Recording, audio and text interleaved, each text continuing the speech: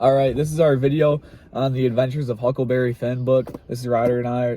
Ryder, what did you think about the book? What were your conclusions? So when I first read through the book, it kind of made me it felt like a journal entry, and it was kind of just going through Huckleberry's life and how just what he went through after his dad wasn't taking good care of him, and he was going through the judge at the beginning, and then he went on this adventure to kind of escape his dad and go and live on his own. And so that whole thing there, he wanted to be free. So my conclusions about the book is I thought it was mostly about being free, and how the book was kind of about freedom and how you should have that. And a quote I have about that is from page 276 at the very end of the book. It says, but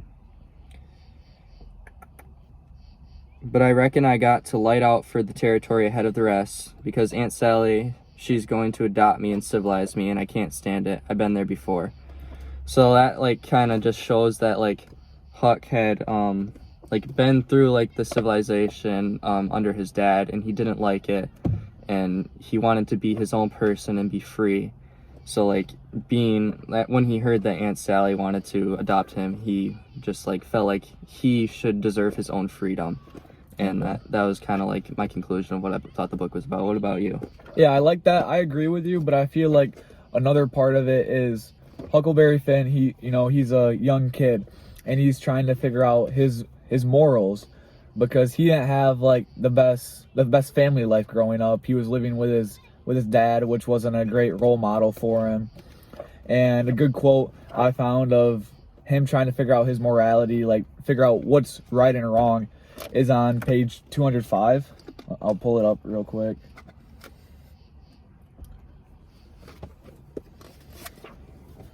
So for context of this, Huckleberry Finn was on a raft with Jim, and he was trying to figure out whether or not he wants to report Jim, who was a runaway slave, back to his owner and tell the owner that he was with Jim and bring him back to the owner, or if he was going to set free Jim and try to help him escape.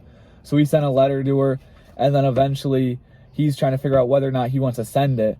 And then he says, "It was a close place. I took it up and held it in my hand. I was a trembling, because I got to decide forever betwixt two things, and I knowed it. I studied a minute, sort of holding my breath, and then says to myself, all right then, I'll go to hell," and tore it up. It was an awful thoughts and awful words, but they were said, and I let them stay said, and never thought no more about reforming. So this whole section of the book is just Huckleberry Finn trying to figure out whether or not he wants to figure out what's right, what's wrong, you know? Mm-hmm. And then he ends up doing what the reader might think is the right thing, because he's helping Jim. He's gonna help Jim be free. Yeah. So what do you think about that? Yeah, so talking about the connecting the conclusions with how the characters and the setting and structure go along with that, is I think the way that Jim was a runaway slave and did all his adventuring with Huck, and Huck also wanted to be free from his dad, gave them kind of a connection as they were going down the river through their adventure. And that goes along with the setting, is that they were in a river by themselves, so it gave them that sense of freedom, because nobody was overpowering them and telling them what to do or anything like that. And the way that it was just set up in this journal structure kind of gave them that it gave the reader the sense that you were with them, and that you felt the connection that you were free as well. Yeah. And so I have a quote on page 50 that talks about how when Huck first escaped his dad, he kind of faked his own death so that he could get away. It shows him finding Jim on the island, escape, and it says, I sat there behind a clump of bushes and about 6 foot of him, and kept my eye steady on him steady. It was getting gray daylight now. Pretty soon he gasped and stretched himself and hove off the blanket, and it was Miss Watson's Jim. I bet I was glad to see him.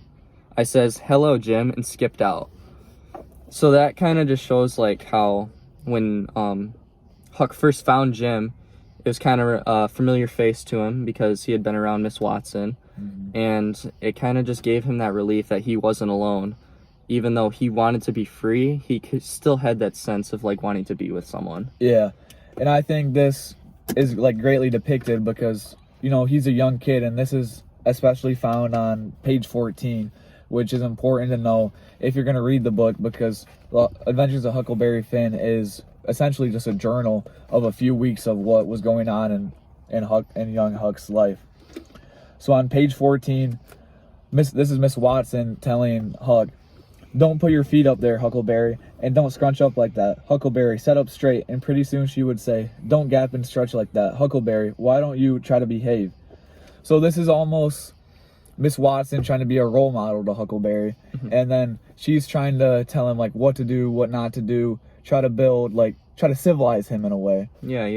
You know, which I think connects to your point of what you thought your conclusion was at the end, because he don't want to be civilized, which goes to show like he wants to be free in his own way. He doesn't want to conform to like other people's societies and what their thoughts are. And it's interesting that he had those thoughts at such a young age. It seems like like when seemed like he was younger, so it was kind of interesting that he wanted to be free and away from everyone. And it really goes to show because he seemed honestly really mature in the whole thing. Like he was able to live by himself. He was able to live with Jim.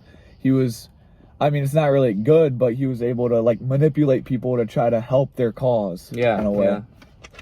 Yeah. I also think that this connects to like our modern day culture and society, because as well as like history, because it kind of connects to like how America was. Obviously, this was set in like 1800s, I think the 1830s, 1830s or whatever, early 1800s, before the Civil War. So people had slaves, and it kind of just shows like this sense of freedom that people wanted when they were there, and like it just continues to show that aspect in it. And on page 273 is when Jim was finally set free by his owner because she had passed away.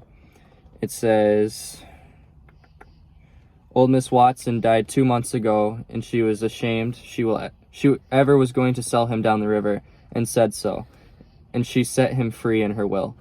So that shows that like Miss Watson had passed away, and she had been missing Jim for a while. And so she was like worried that she wasn't gonna be able to get him back and sell him. So she put in her will that he was to be free. And so like it was kind of like this turning point of like, oh, this is something new, like for this time period. Like there wasn't many free black people at the time. So it was kind of like interesting to see that aspect of Jim being free, and then Huck also like towards the end of the book being free from his dad. Like not like he felt like he was away from him, and like kind of like that like freedom side of things. I think really it kind of helps if you see the full picture. Like you get to see their journey. They initially started in the south. They were trying to float on their raft through the rivers to try to get to the north to Cairo to be able to like essentially be free, because there wasn't any slaves in the north, because that was when it was so separated before the Civil War. And then I think an aspect of this, as like the Civil War, you know, it has an impact on history. You can see through the book, you can see the history of America with slaves and the struggles with them trying to be free. And then the younger kids, like Huck, had the struggle with, do I want to set Jim free? Do I want to help Jim become free? You know. And then I think another impact on history is shown with when they found the King and the Duke when they joined the raft.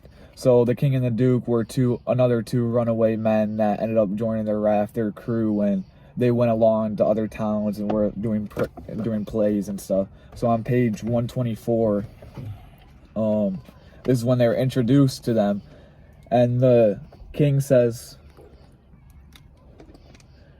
if people treated him according to his rights, and got down on one knee to speak to him, and always called him your majesty, and waited on him first at meals, and didn't sat down in his presence till he asked them. So Jim and me set to majesty in him, and doing this and that to other for him, and standing up till he told us we might sit down. So this really goes to show again, I think it had an impact on Huck's like vision in his life, that he didn't want to be civilized. Because if you think about it, like the other great countries, a lot of them were monarchies, and they had kings, they had dukes, they had people ruling over them. So in the end, Huck, you know, he goes out west. He tries to get away from all this to live on his own. Because in the end, he wanted to be free. He wanted to govern himself. He didn't want other people to govern him. Yeah, I think that Jim also had that connection, because not only did Huck realize like, oh, like I don't want people ruling over me. Like I want to be free. I don't want someone to like be able to control me. Jim also had that feeling because he was a slave. Yeah. He had been ruled over his whole entire life. So it was kind of like they went hand in hand with each other like throughout their journey. Yeah, I like that. All right, so that was our discussion on the adventures of Huckleberry Finn. If you have any questions, you can drop them down in the comments. Make sure to like and subscribe. Look out for our next videos on new books, any other topics, and thanks for watching. See ya.